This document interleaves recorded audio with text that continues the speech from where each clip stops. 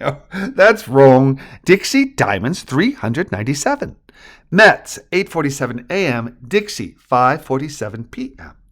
Viewing the Carnes Hospital operating theater via anesthetist William Morton, Balloony's worldview was focused on Brent Brency's vitals rather than the intricacies of surgical procedure.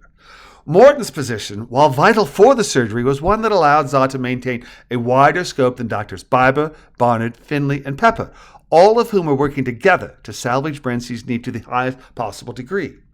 The four surgeons stood, two on each side of BCB, with Stanley Biber and Clement Finley on Brency's left, and Doctors Christiane Barnard and Charles Pepper across the operating table, stationed by Brency's right knee, while Balloony Morton stood at his head.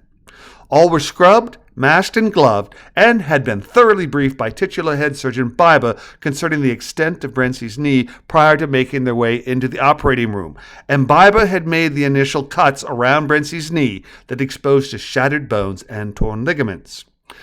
"Well, the x-rays certainly didn't lie, did they?" Biber asked conversationally of his three attending.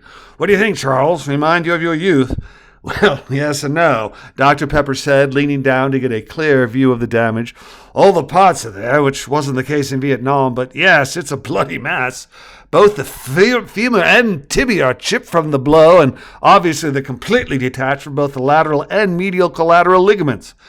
We'll certainly be able to put Humpty Dumpty together, but he'll never be fit as a king's horse or man."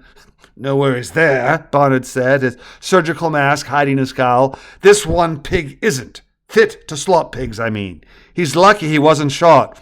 "I don't know about the latter," Pepper said. "Depending on where and the caliber, he might have fared far better with a gunshot wound. But regardless, let's smooth down the roughest spots on the tibia and femur, see about the ligaments and meniscus, and what we can do about the poor patella, and then reattach what we have to work with.